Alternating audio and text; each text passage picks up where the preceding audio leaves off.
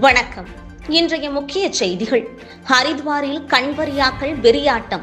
வட இந்தியாவில் ஆண்டுதோறும் ஹரித்வார், கங்கோத்ரி போன்ற சிவத்தலங்களுக்கு சிவபக்தர்கள் கண்வர் யாத்திரை நடத்துவது வழக்கம்.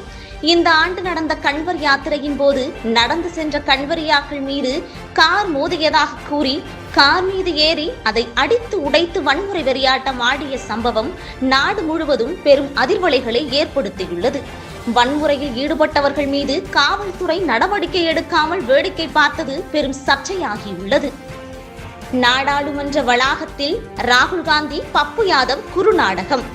அயோத்தி ராமர் கோவிலுக்கு பக்தர்கள் வழங்கிய நன்கொடைகள் முறைகேடாக கையாளப்பட்டதை சித்தரிக்கும் வகையில் நாடாளுமன்ற எம்பிக்கள் ராகுல் காந்தி மற்றும் பப்பு யாதவ் நாடாளுமன்ற வளாகத்திலேயே சாமியார்கள் போல வேடமிட்டு நடத்திய நாடகம் பெரும் சர்ச்சையாகியுள்ளது. இந்துக்களின் மத நம்பிக்கையை கேலி செய்வதாக கூறி இவர்கள் மீது வழக்கு பதிவு செய்யப்பட்டுள்ளது. இது தொடர்பாக நடந்த செய்தியாளர் சந்திப்பின் போது பப்பு யாதவ் மீது செருப்பு எறியப்பட்டதும் கத்தியை காட்டி மிரட்டப்பட்டதும் பெரும் அதிர்வலைகளை உண்டாக்கியுள்ளது.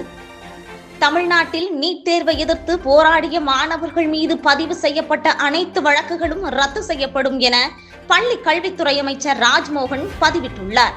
அமைச்சரின் இந்த அறிவிப்பு மக்களிடையே வரவேற்பை பெற்றுள்ளது.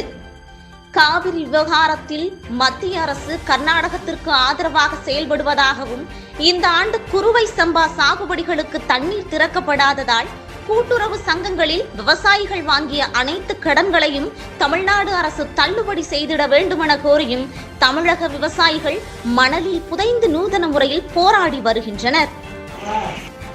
மேகதாது அணை கட்டுவதை தடுத்து நிறுத்த வேண்டும் என்று டெல்லியில் முற்றுகை போராட்டம் நடத்துவதற்காக ரயிலில் சென்ற தமிழ்நாட்டு விவசாயிகளை நாக்பூரில் கைது செய்துள்ள மகாராஷ்டிரா மாநில காவல்துறையை எதிர்க்கட்சி தலைவர் உதயநிதி ஸ்டாலின் வன்மையாக கண்டித்துள்ளார்.